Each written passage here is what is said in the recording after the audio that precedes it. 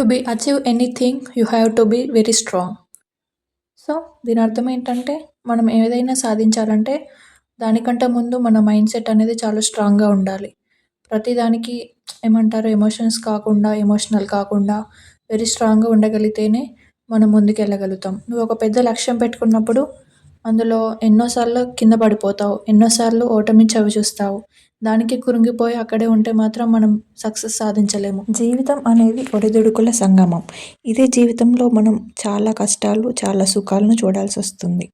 సుఖాల సంగతి పక్కన పెడితే అది మనకు గుర్తుండదు కాబట్టి ఇక కష్టాల సంగతి తీసుకుంటే మనం కష్టాల్లో ఉన్నప్పుడు మనం తప్ప ఇంకెవరు ఉండరు. అదే సుఖాలు వస్తే హ్యాపీగా ట్రీట్ చేస్తాం, కానీ కష్టాలు వస్తే మాత్రం మనతో ఎవరుండరు. కాబట్టి ఇలాంటి ఎన్నో కష్టాలను తట్టుకొని స్ట్రాంగ్గా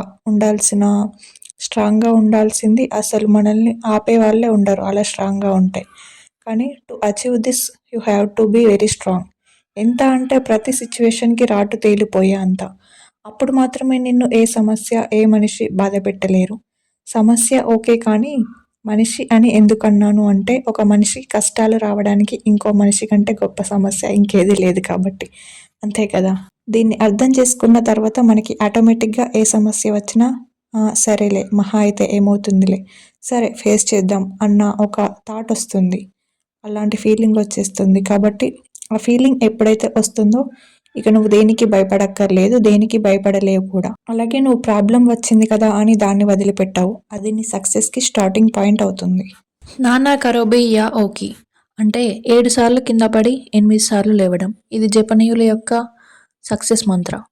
ఎలా అంటే అచ్చంగా ఒక బాల్ని మనం నేలకేసి కొట్టిన తర్వాత దాన్ని మనం ఎంత ఫోర్స్తో ఉపయోగించి కొడతామో అంతకు మించి ఫోర్స్తో అది పైకి ఎగురుతుంది కదా. సో అలా అన్నమాట. అంటే ఎగ్జాంపుల్, ఒక బాల్ని మనం నేలకేసి కొట్టిన తర్వాత అది ఎంత ఫోర్స్ ఉపయోగించి కొడతామో అంతకు మించిన ఫోర్స్తో పైకి ఎగురుతుంది కదా. సో ఎన్నిసార్లు కింద పడినా అంతకు మించిన ఫోర్స్తో పైకి లేవాలి, అంతే గట్టిగా నిలబడాలి అన్నది వాళ్ళ సిద్ధాంతం.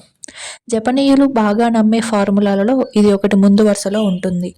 సో వాళ్ళు ఈ ఫార్ములాని అంత గట్టిగా నమ్ముతారు కాబట్టే ఆ జపాన్లో హిరోషిమా నాగసాకి లాంటి పెద్ద పెద్ద యుద్ధాలు, మనకు ప్రపంచ యుద్ధం జరిగినా కూడా వాళ్ళు అంతే గట్టిగా పైకి లేచారు. సో ఫైనల్గా నేను చెప్పాలనుకుంది ఏంటంటే మనం ఏ పని స్టార్ట్ చేసినా దాన్ని మధ్యలో వదిలిపెట్టకూడదు.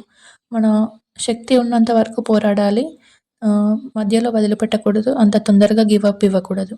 సో ప్రతిదీ మధ్యలో వదిలేయకుండా మన బలం ఏంటో చూపించి చివరి వరకు పోరాడాలి. మధ్యలో ఎన్ని సమస్యలు వచ్చినా ఆగకూడదు. ఒక పనిని మొదలుపెట్టినప్పుడు అయితే మనం ఎంత స్ట్రాంగ్గా ఉంటామో అది కంప్లీట్ అయ్యే వరకు చివరి వరకు అలాగే అదే స్ట్రాంగ్గా ఉండి అట్లానే కంటిన్యూ చేయాలి. అప్పుడే సక్సెస్ వస్తుంది. So never give up on anything. ఇది ఈరోజు video. Thank you so much. Thank you for watching. ఇలాంటి మరిన్ని మోటివేషనల్ వీడియోస్ కోసం మన ఛానల్ని ఇప్పుడే సబ్స్క్రైబ్ చేసుకోండి. Thank you.